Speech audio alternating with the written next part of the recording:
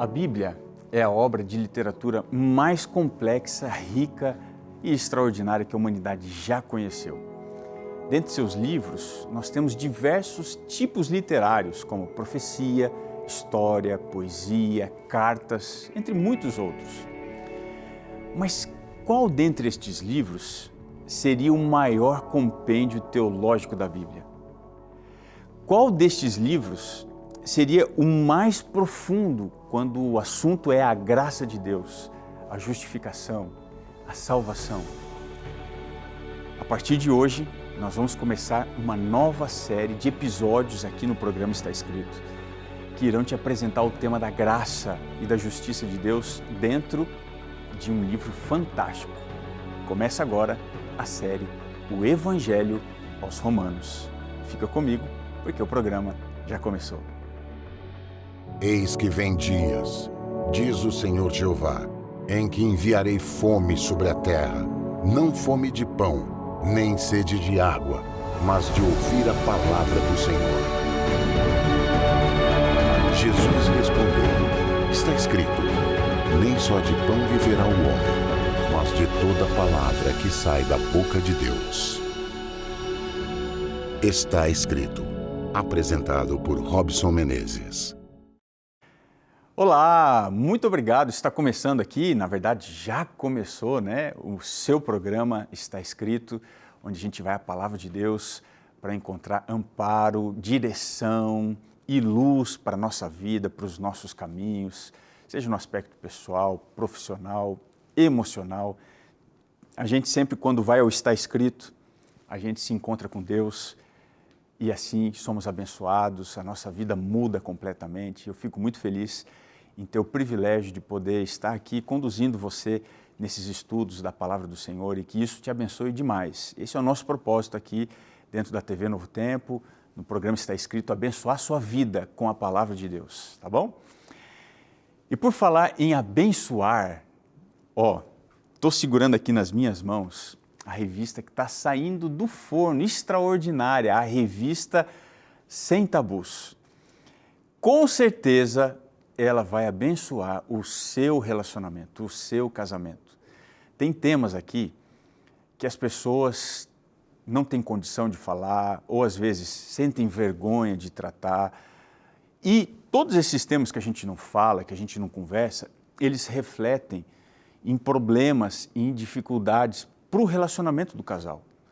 Então, se você quer ser mais feliz na sua família, no seu casamento, você mais do que ninguém precisa receber a revista Esperança Sem Tabus.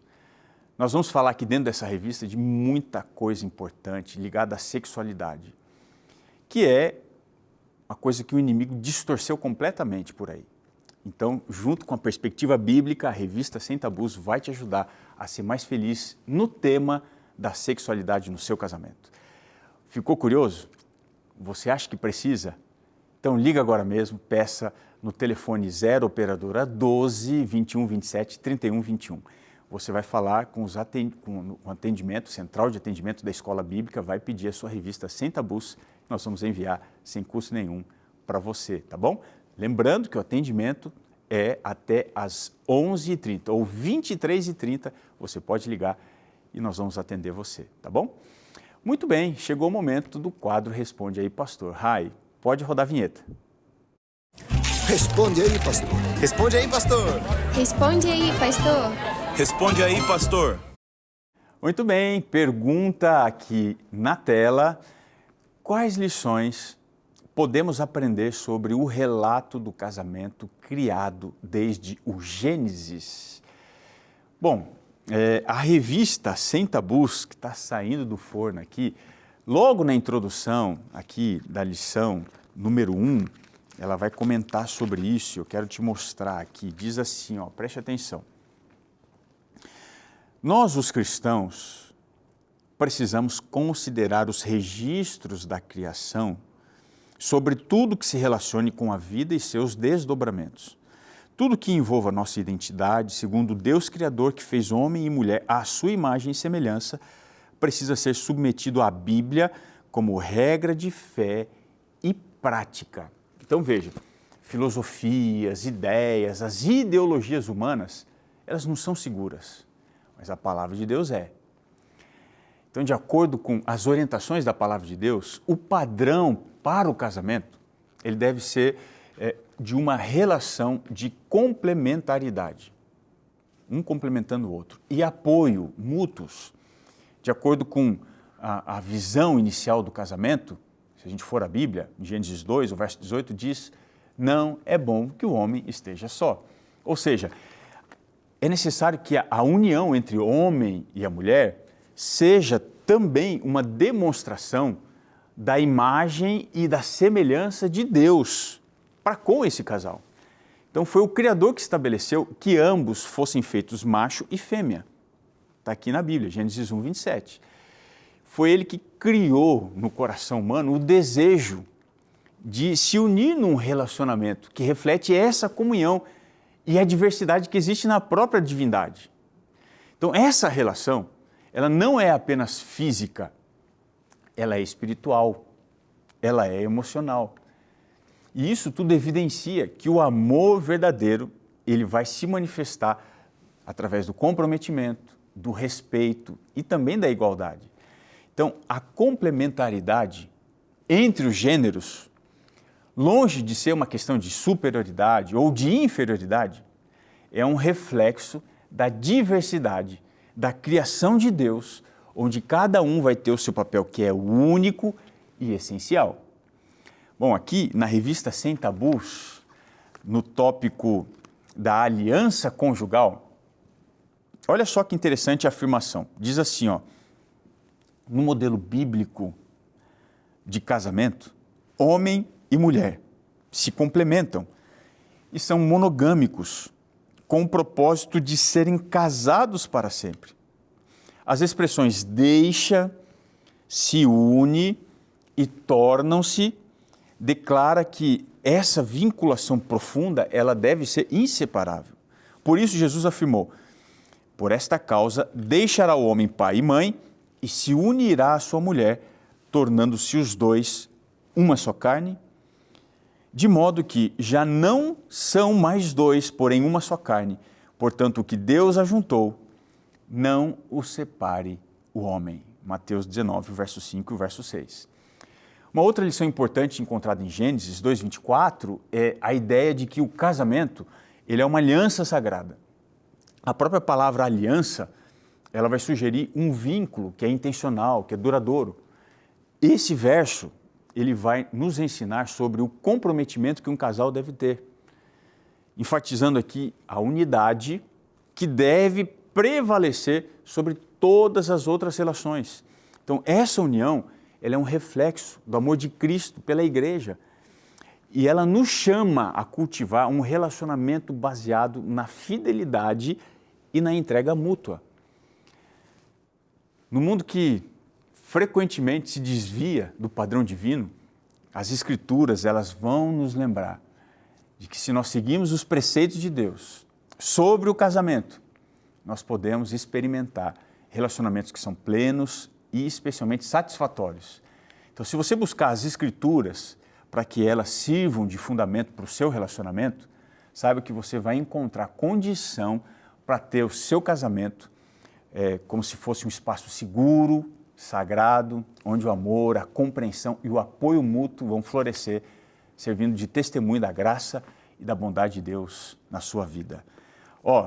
Duas coisas, hein? Série nova e revista nova, peça sua, está aqui embaixo, olha, no GC, o telefone para você ligar e pedir. Sensacional essa revista, tá bom?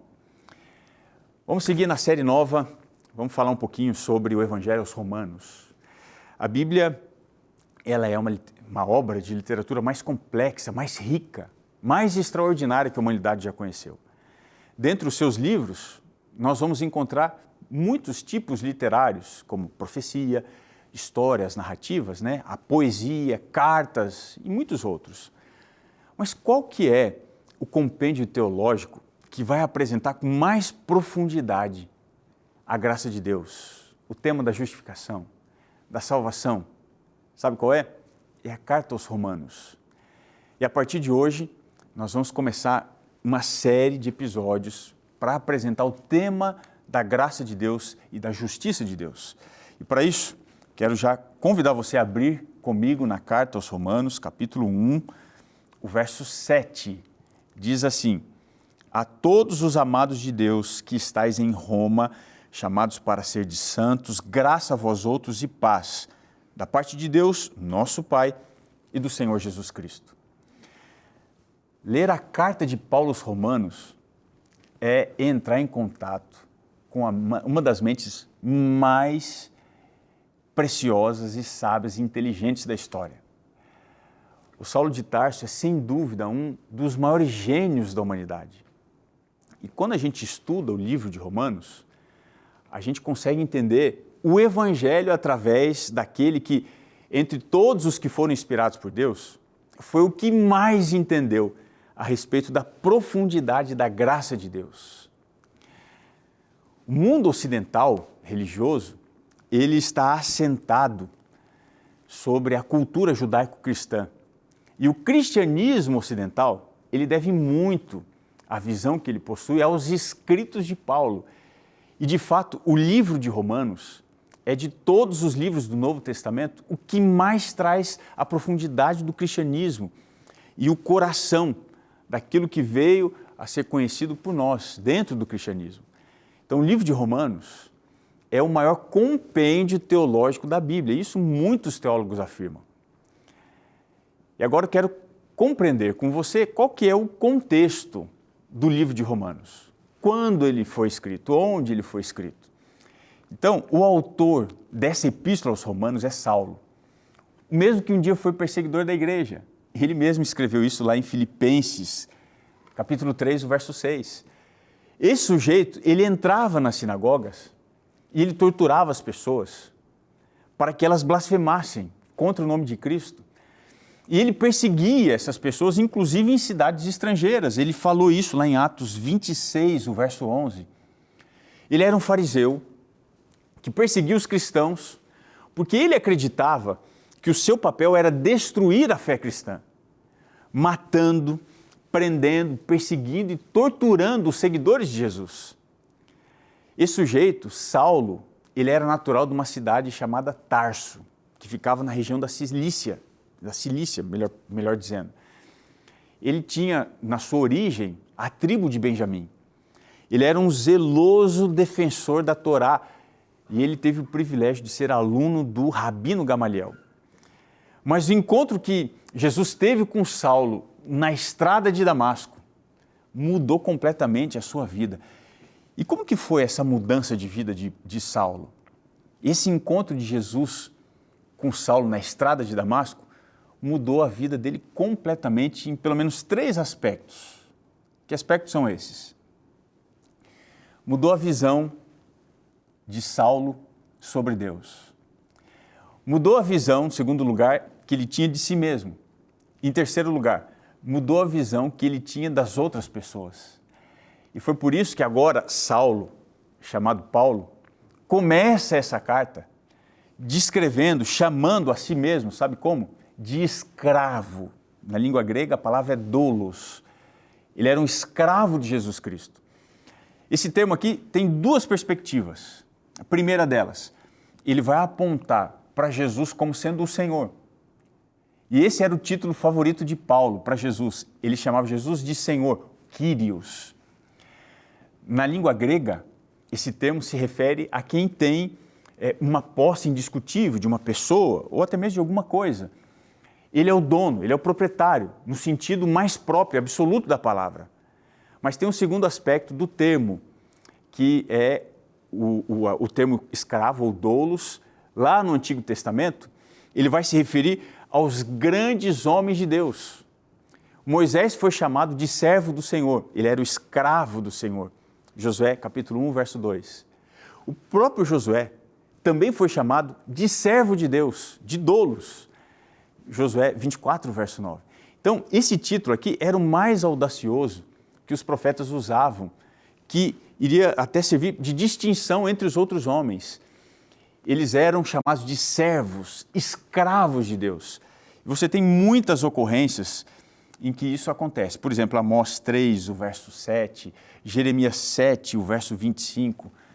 Então, quando Paulo ele chama a si mesmo de escravo de Jesus Cristo, ele está nada mais, nada menos que se situando na sucessão de todos os profetas que falaram antes dele. Profundo isso, né? Agora, quando é que foi escrito esse livro? Paulo escreveu essa carta aos Romanos aproximadamente no ano 58 depois de Cristo, quando ele estava na cidade de Corinto. O propósito dele era confirmar a doutrina nos membros da igreja e, ao mesmo tempo, pastoreá-los espiritualmente, fortalecendo a fé dos romanos e ajudando eles a resolver tensões que existiam entre os membros judeus e romanos daquela, ou gentios, né, daquela comunidade. Então, o outro objetivo de Paulo, ao escrever essa carta, era também ajudar a igreja em Jerusalém, que era considerada a igreja-mãe. Esta igreja, ela possuía uma posição central para o cristianismo primitivo, mas ela estava enfrentando graves problemas, dificuldades imensas no aspecto financeiro, por causa das perseguições, por causa das tensões sociais que aconteciam na cidade de Jerusalém. Então, em resposta a essa situação, Paulo organizou uma coleta de donativos entre as igrejas jovens, as igrejas gentias, e entre essas igrejas estava a igreja, ou estavam, né, a igreja de Corinto, também a igreja de Roma, para que elas conseguissem aliviar as necessidades materiais da igreja em Jerusalém. E assim também ele queria criar uma ligação espiritual entre os judeus e os gentios, tentando promover uma unidade global da igreja naquela época. Agora vamos tentar entender a riqueza da estrutura desse livro. A primeira coisa que a gente tem que destacar é o uso do Antigo Testamento.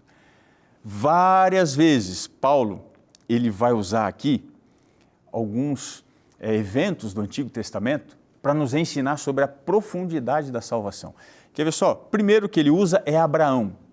Ele usa Abraão para ensinar que a justiça foi imputada através da fé e não de obras. O segundo que ele vai usar é Davi, para falar aqui também que a justiça foi imputada através da fé e não de obras. Ele também vai falar sobre isso, que a justificação era alcançada através da fé, independente das obras. O terceiro exemplo que ele vai usar é Adão, para explicar a doutrina do pecado herdado através de um homem só e a graça recebida também através de um homem só. Isso está lá em Romanos 5. Né? Qual é o quarto? O quarto aqui é uma mulher. Ele vai usar a imagem de Sara para demonstrar que a promessa de Deus de oferecer graça através do nascimento improvável de um filho também ilustra a justificação pela fé. Lá em Romanos 4. Ele vai mostrar isso do verso 19 até o verso 22. Tem um quinto exemplo que ele vai usar do Antigo Testamento, que é Israel como nação. E ele vai usar isso para explicar que Deus não havia rejeitado completamente ou definitivamente a nação de Israel, mas apenas que o tropeço cometido por eles abriu a possibilidade de que a salvação pudesse também alcançar gentios. E ele vai falar isso lá especificamente em Romanos 11, do verso 11 até o verso 12. Então veja, esses são apenas alguns exemplos dos muitos que Paulo utiliza lá no Antigo Testamento para fundamentar a sua teologia. E agora a gente precisa chegar no momento de compreender a justiça dentro do livro de Romanos. E a primeira coisa é a justiça necessária. Ele vai trabalhar aqui Romanos 1, do verso 18, até Romanos 3, do verso 20. Então, nesse primeiro segmento, Paulo vai expor a necessidade da justiça de Deus, por causa da condição pecaminosa da humanidade. Ele começa aqui abordando a revelação da ira de Deus contra toda forma de impiedade, de injustiça, demonstrando que todos, gentios, mas também os judeus, estão sob o pecado. Paulo enfatiza que não há um justo sequer e que as obras da lei, elas não podem justificar ninguém diante de Deus. Então, nesta sessão, ele vai estabelecer aqui um entendimento profundo da pecaminosidade humana, preparando agora o terreno para a necessidade de uma solução divina que será proporcionada pela justiça. E quando você avança aqui para a segunda parte, ele vai falar sobre a justiça providenciada, Romanos 3, do verso 21 até Romanos 8, verso 29. Aqui, nessa segunda sessão, Paulo vai apresentar a solução para a questão da justiça, que é a justificação sendo providenciada por meio da fé em Cristo Jesus. Ele vai explicar que, independentemente da lei, a justiça de Deus, ela se revela através da fé. E que todos os que creem são justificados gratuitamente pela graça. Então, Paulo ele vai discorrer aqui sobre a obra redentora de Cristo, vai mostrar as implicações que esta obra tem para o crente e qual que é o papel do Espírito Santo também na vida do crente. Então, nessa parte da carta, ele vai abordar a nova vida em Cristo, destacando que a libertação do pecado se dá através da adoção nossa como filhos de Deus. E isso aí ele vai explicar como sendo um aspecto central da fé cristã. Bom, aí quando a gente chega no capítulo 9, ele vai falar sobre a justiça vindicada. Só recapitulando, ele falou sobre a justiça necessária, justiça providenciada, e agora ele fala sobre a justiça vindicada, de Romanos 9, o verso 1, até Romanos 11, o verso 36. E nessa parte, Paulo se concentra na história de Israel, na soberania de Deus em relação à escolha e também ao seu plano redentor. E ele vai expressar aqui uma tristeza muito grande pela rejeição de muitos irmãos israelitas ao Evangelho. Mas ele vai reafirmar que as promessas de Deus a Israel, elas permanecem válidas. Então Paulo está argumentando que a salvação ela não é exclusiva para os descendentes físicos de Abraão, mas ela se estende também para os gentios. Então a justiça de Deus ela é vindicada, demonstrando que o plano de Deus ele vai abranger tanto o povo escolhido, que são os judeus, quanto aqueles que não são judeus. Dessa forma, ele vai reafirmar a fidelidade de Deus para cumprir as suas promessas. E aí vem a quarta parte da carta, onde ele vai falar sobre a justiça praticada. Do capítulo 12, o verso 1, até o capítulo 15, o verso 3, Paulo vai abordar a aplicação prática da justiça na vida dos crentes. E ele vai fazer uma exortação para os romanos se apresentarem como se fossem os seus corpos um sacrifício vivo, dedicado a Deus, e para eles viverem de acordo com os ensinamentos do Evangelho. Essa sessão aqui, especialmente, ela contém instruções sobre como que os cristãos devem se comportar uns com os outros. E ele vai enfatizar aqui a excelência do amor, a humildade e a importância de a gente viver em harmonia. E além disso tudo, Paulo ainda vai tratar da aceitação mútua que judeus e gentios dentro da comunidade cristã deveriam ter, mostrando que a prática da justiça ela vai ser uma expressão concreta dessa nova vida em Cristo e do amor fraternal que deve prevalecer entre os crentes, independente de posição, de credo, de gênero, enfim, entre todas as coisas. E, finalmente, quais foram os motivos de Paulo escrever a carta aos Romanos? Primeira coisa, Paulo queria pedir oração, porque ele ia fazer uma viagem muito difícil para Jerusalém. Ele ia levar as coletas que ele tinha levantado da Ásia para Jerusalém.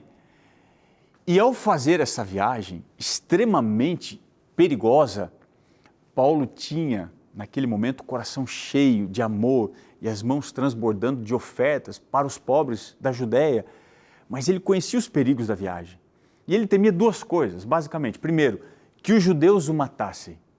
E segundo, que os santos de Jerusalém nem mesmo se dispusessem a receber esse generoso donativo que ele estava levando para os crentes lá, trazidos dos gentios, né?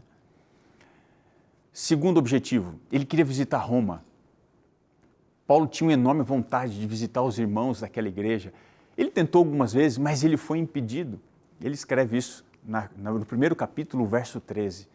E foi por essa razão que Paulo escreveu esta carta, o maior tratado teológico do Novo Testamento.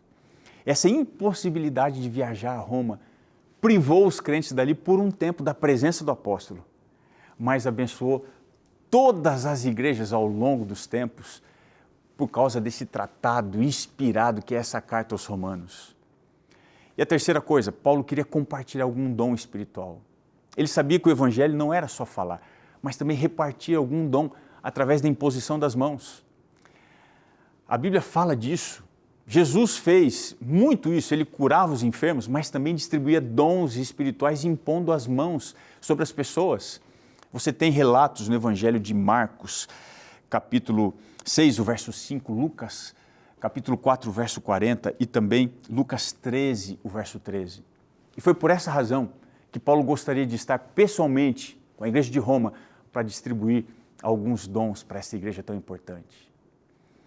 Veja, Paulo queria ser enviado pela igreja de Roma para a Espanha e ele queria fazer isso através dos recursos que a igreja de Roma possuía, porque ele queria levar a mensagem a muitos outros lugares. Foi por essa razão que o apóstolo decidiu sair e enviar esta carta tão importante para aquela igreja querida. Ele precisava do suporte financeiro e ele precisava demais do apoio espiritual deles. E por isso ele procurou a igreja de Roma. Essa igreja era muito estratégica, ela era importante, ela ficava na capital do império. E foi para eles que Paulo compartilhou o significado profundo, verdadeiro do Evangelho. Ele deixa muito claro que a condição de ruína, de perdição que se encontravam gentios, judeus, só podia ser superada através da salvação pela graça, independentemente das obras. Quando ele está afirmando a essência do Evangelho, Paulo está rompendo as barreiras culturais, religiosas, porque para ele a salvação é para todas as pessoas, em todos os lugares, em todas as épocas. Sempre foi possível exclusivamente acessar a salvação pelo favor divino que a entregou para nós como se fosse um presente merecido. Toda e qualquer pessoa precisa de redenção.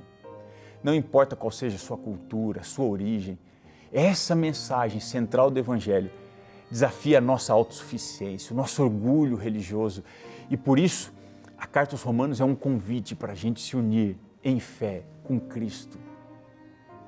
É por isso que essa carta ela é cheia de esperança. Ela não exclui ninguém, muito menos você. Você está inserido, você está inserida e você está sendo chamado a ser um precioso instrumento de reconciliação e transformação para unir pessoas que precisam viver como se fosse uma única família espiritual. Você aceita esse desafio do Evangelho aos Romanos? Posso pedir a bênção de Deus sobre ele na sua vida? Senhor, nós entendemos que esta carta aos Romanos, mais do que uma apresentação doutrinária, é um chamado missionário para que a gente leve essa mensagem de reconciliação a todas as pessoas. Que a nossa vida seja uma ponte, não um muro, aproximando pessoas do Evangelho, de Cristo, da cruz. Nos abençoa nesse instante para que a gente faça isso da melhor forma possível. Nós te pedimos em nome de Jesus. Amém. O programa está chegando ao fim, mas eu sempre preciso te lembrar que está escrito, nem só de pão viverá o homem, mas de toda a palavra que procede da boca de Deus. Que você viva essa verdade na sua vida e leve àqueles que tanto precisam. Um abraço e até o nosso próximo encontro. Até lá.